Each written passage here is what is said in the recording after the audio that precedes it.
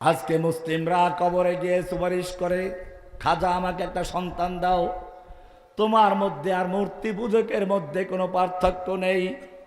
মক্কার কুফাররাও আল্লাহ মানত, তুমিও আল্লাহ মানো। মক্কার কুফার আল্লাহ মানত না? কোরআন পরিষ্কার বলছে, ওয়ালা ইন সালতাহুম মান খালাকাহুম লা ইয়াকুলুনাল্লাহ। হে নবী, আপনি যদি মক্কার কুফফারদেরকে, আবু জাহেল আবু লাহাবদেরকে জিজ্ঞেস করেন মান খালাকাহুম, কে ওদেরকে সৃষ্টি করেছে, লা ইয়াকুলুনাল্লাহ, তারা বলবে সৃষ্টি করেছেন কে। ওয়ালা ইন সালতাহুম মান নাযালা মিনাস সামাই মাআন ফাআহইয়া বিহিল আরদা মিন বাদি মাউতিহা লা ইয়াকুলুনাল্লাহ। যদি ওই মূর্তি পূজকদেরকেও জিজ্ঞেস করেন কে আসমান থেকে পানি বর্ষণ করে, ওই পানির মাধ্যমে শুকিয়ে চৌচির হয়ে যাওয়া জমিনকে তরুতাজা করে আবার ফসল উৎপন্ন করার যোগ্যতা দান করেন কে, লা ইয়াকুলুনাল্লাহ, তারা সকলে অবশ্যই বলবে কে করে সব। ওয়ালা ইন সালতাহুম মান সাখারা শামসা ওয়াল কামার, যদি ওদেরকে জিজ্ঞাসা করেন কে চন্দ্র সূর্য তোমাদের গোলামি করার জন্য লাগিয়ে দিয়েছে, লা ইয়াকুলুনাল্লাহ, তারা সকলে বলবে কে করেছেন। বলে তাহলে তারাও আল্লাহ মানত, আমরাও আল্লাহ মানত, আমরাও আল্লাহ মানি, আমাদের মধ্যে পার্থক্যটা কোন জায়গায়? ওরা মূর্তি পূজা করে, আমরা মূর্তি পূজা করি না। পাওয়া গেছে না? ও মুসলিম, ভালো করে জেনে রাখো, আসলে তোমার মধ্যে এখানেও পার্থক্য নেই। কারণ ওরা মূর্তি পূজা করতো কেন, তা কোরআনকে জিজ্ঞেস করো। ওরা কি মূর্তিকে আল্লাহ মানত কিনা? কয় না না, ওরা মূর্তিকে আল্লাহ মানত না। ওয়ায়াকুলুনা মা না'বুদুহুম ইল্লা লিয়ুকাররিবুনা ইলাল্লাহি যুলফা, আমরা এই মূর্তিগুলোর পূজা এই জন্য করি যাতে এই মূর্তিগুলো আমাদেরকে আল্লাহর নিকটে পৌঁছাইয়া দেয়। ভায়া মাধ্যম আল্লাহর নিকটে পৌঁছাইয়া দিবে। একটা হচ্ছে আল্লাহর পথ দেখানো, কোরআন সুন্নাহর পথ দেখানো, আর একটা হলো আল্লাহর ওলি বানাইয়া দেওয়া, আল্লাহর কাছে পৌঁছাইয়া দেওয়া। আল্লাহর কাছে পৌঁছাইয়া দেওয়ার ঠিকাদারি কারো আছে? মূর্তি পূজকরা যদি মূর্তিদেরকে আল্লাহর কাছে পৌঁছাইয়া দিবে এই বিশ্বাস করে পূজা করার কারণে মুশরিক হয়, তাহলে যদি কোনো ভণ্ড পীরের মুরিদেরা পীরকে মনে করে সে আল্লাহর ওলি বানাইয়া দিবে, সে তাড়াইয়া নিবে, পার করে নিবে, হেদায়েত দিয়ে দিবে, সে ব্যক্তির মধ্যে আর মূর্তি পূজকের মধ্যে পার্থক্য আছে? এবারে বলবেন যে না, সুপারিশ করার জন্য আমরা পূজা করি। আল্লাহ রাব্বুল আলামিন বলছেন মূর্তি পূজকরাও সুপারিশ করার জন্য মূর্তি পূজা করতো, আল্লাহ হিসাবে নয়। কোরআনের সূরা ইউনূসের 10 নম্বর সূরা 18 নম্বর আয়াত, ওয়ায়াবুদুনা মিন দুনিল্লাহি মা লা ইয়াদুররুহুম ওয়া লা ইয়ানফাউহুম ওয়া ইয়াকুলুনা হাউলাই শুফাআউনা ইনদাল্লাহ। ওরা আল্লাহর পরিবর্তে এমন কিছুর পূজা করে, এমন কিছুর ইবাদত করে যা ওদের উপকার করতে পারে না, ক্ষতিও করতে পারে না। বলে তাহলে কেন ইবাদত করে? ওয়ায়াকুলুনা হাউলাই শুফাআউনা ইনদাল্লাহ, ওরা দাবি করে এই মূর্তিগুলো হচ্ছে আমাদের জন্য আল্লাহর কাছে সুপারিশকারী। কি হিসাবে?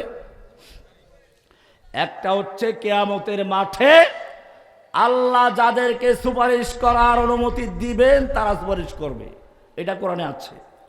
সূরা আয়াতুল কুরসি পরিষ্কার আছে, মান যাল্লাযী ইয়াশফাউ ইনদাহু ইল্লা বিইযনিহি, এমন কি আছে যে আল্লাহর কাছে সুপারিশ করবে আল্লাহর অনুমতি ছাড়া?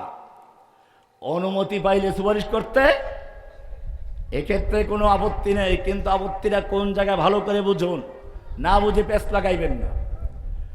আপত্তি হচ্ছে দুনিয়াতে যদি কেউ বিশ্বাস করে আমার পীর সাহেব হুজুর আমাকে সুপারিশ করে নিয়ে যাবে, এই বেটা তুই দুইটা শিরক করেছিস।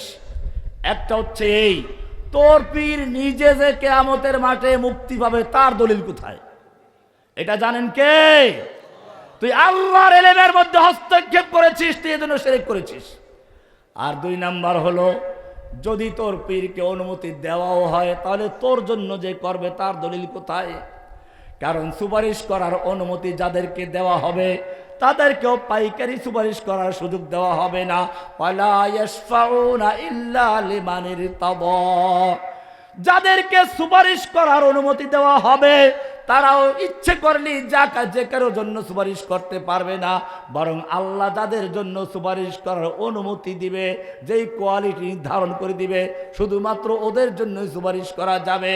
সুতরাং দুনিয়ায় যদি কোনো ব্যক্তি বিশ্বাস করে অমুক হুজুর আমাকে সুপারিশ করে দিবে, অমুক মাজারওয়ালা আমাকে সুপারিশ করবে, আমার দরগাওয়ালা সুপারিশ করবে, দুর্গাওয়ালা সুপারিশ করবে, সেই ব্যক্তির মধ্যে আর মূর্তি পূজকের মধ্যে কোনো পার্থক্য নেই। আছে লা ইলাহা, এই জন্য বলছিলাম তুমি লা ইলাহা ইল্লাল্লাহ পড়ো, কিন্তু মনে রাখতে হবে লা ইলাহার মানে হচ্ছে সব বাদ, ইল্লাল্লাহ মানে শুধু আল্লাহকে গ্রহণ করা। এটা আমি বলি এটার নাম এক। এটার নাম কি? আপনি শূন্য লেখলেন, শূন্য শূন্য শূন্য কোনো মূল্য আছে? সব জিরো, কোনো মূল্য নেই। এবারে একটা এক লেখলেন এক, এরপরে এক শূন্য কত হবে? আর এক শূন্য কত হবে? আর এক শূন্য কত হবে? এখন শূন্য যত বাড়বে একের মূল্য তত। ঠিক তেমনি ভাবে যদি তোমার তাওহীদের আকীদা থাকে, লা ইলাহা ইল্লাল্লাহ, আল্লাহ ছাড়া কারো বিধান চলবে না। আমি জিজ্ঞেস করতে চাই, বাংলাদেশের জমিনে আল্লাহর বিধান চলে?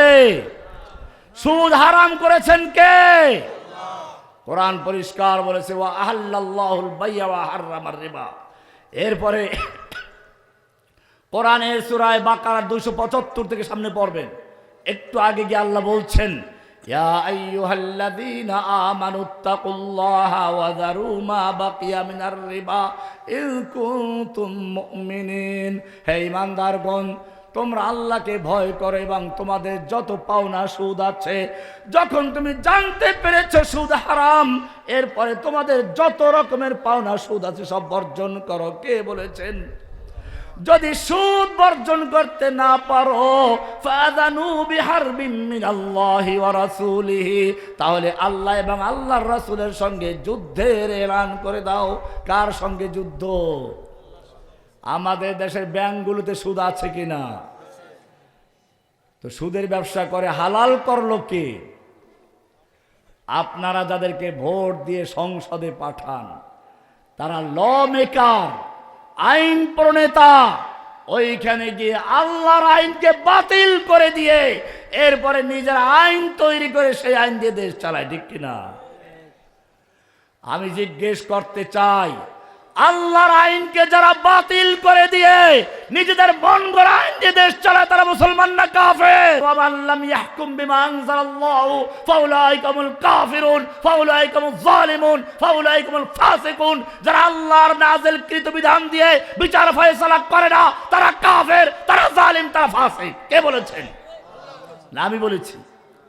কোরআন আরো বলছে আলা লাহুল খালকু ওয়াল আমর, সৃষ্টি যার, আইন চলবে কেবল তার।